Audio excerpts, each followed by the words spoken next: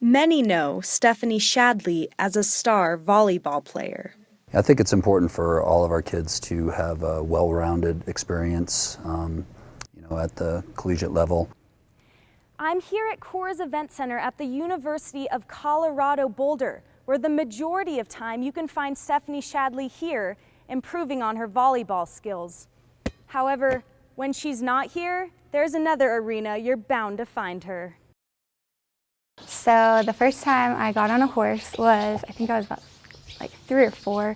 We were in Colorado and we used to go on little trail rides and stuff, and that's where my passion kind of began. I guess you could say being from Texas has a little bit of something to do with it. I think it's really important being a college athlete to do something outside of the gym or outside of the field, because you're practicing every single day and it gets to be a lot. It was just last year that Shadley was recovering from her broken ankle. I think horse therapy is a true thing. I seriously believe in that. I think it's great that Steph's found that for herself. Shadley's hobby is central to her identity, thus urges all athletes to find an outlet outside of their sport. It's just nice to relax and do something that I love. Reporting for News Team Boulder, I'm Audrey Rodriguez. 24 hours in Aaron's day is usually not enough. Aaron Hagler is a two-sport athlete in the competitive Pac-12 conference. Finding a happy medium between athletics and academics is difficult, particularly when your sport comes first. I had to eat lunch on the way to my next class, so that was kind of challenging. According to a Penn Berlin survey, 54% of athletes say they do not have enough time to study for tests, and 80% of Pac-12 students say they have missed a class for competition. People think it's so nice to miss class, but it's awful because then you're responsible for all that work. Some student athletes suggest having a sports psychologist help them manage their time and stress. Chris Bader, the counseling and sports psychologist for CU Athletics, helps student athletes find ways to deal with the pressure. If they have a big game coming up, a conference game, a conference matchup, and it happens to be one of those weeks where they have 2 or 3 exams, it just compounded stress. Student athletes are defined by their sport. It takes perseverance, passion, and a whole lot of motivation in order to get your name immortalized in a trophy case. But student athletes serve 2 masters, academics and athletics, and finding a way to balance the 2 is easier said than done. Mindy Scarlo, the Associate Director for Academics for CU Athletics, helps student athletes with time management. To make sure that students really have access to all the resources that they need, but sometimes that's just spending time to figure out how to be most efficient with your time. 71% of student athletes say sleep is the #1 thing that their athletic time commitments prevent them from doing, ultimately hindering their athletic and academic performance. Some athletes report waking up at 5 a.m. to get to practice on time, and then staying up as late as 11 p.m. for evening practices and to finish up their homework and attend virtual tutoring sessions.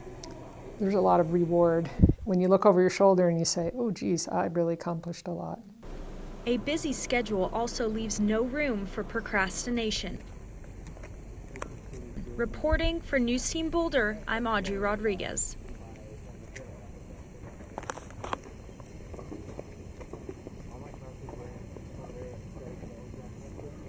Star wide receiver Bryce Bobo is enjoying a season that's full of SportsCenter highlights. But it's his past that's made him into the man he is today. When I was 4 years old, my biological dad was murdered by my stepbrother. But growing up without a dad was probably the biggest thing that affected me as a kid. I was in different types of therapy, anger management classes, just because I didn't know how to express myself and what had happened growing up. Bryce was just 4 years old when he began to play football. The field was where he found his biggest mentors, who helped him through these dark and difficult times. Football and basketball really just came such big sports to me growing up, because that's what I would find my mentors at. And I would find those father figures that also had their sons on the team and knew my story and, you know, would take me under their wing. Audrey Rodriguez reporting live from Folsom Field in Boulder, Colorado, where Bryce Bobo comes to play a sport that's gotten him through the hard times. That moment when the ball's in the air just coming straight to you, you know, it just, I guess it kind of gives me that adrenaline rush. Colorado defensive back Tedrick Thompson grew up with Bobo, and to this day, they call each other brothers. We've been through a lot of up and downs since we've been here. You know, we talk to each other about family situations. You know, he's talked to me, I've talked to him, so we're extremely close. He's like a little brother to me. Growing up, we was always around gangs and stuff like that. But I think my mom did a good job of making sure we was around it, but making sure we wasn't in it. She always put us in football, always in some type of after-school program, so we won't have to deal with it. Thompson has helped lead the Buffaloes to a Pac-12 South title. Colorado has not won a conference title game since 2001. You know how, like, when you're in elementary school and your teacher would give you like that paper and be like, what do you want to be when you're older? I'd always put either I wanted to be a fireman or I wanted to be an NFL football player. And so, like, you know, being this close to my dream is kind of, is just it's a blessing. After beating the Utah Utes this past Saturday, the Buffs are headed to the Pac-12 championship game, where Bryce and Tedrick will be standing shoulder to shoulder in brotherhood. Reporting for News Team Boulder, I'm Audrey Rodriguez.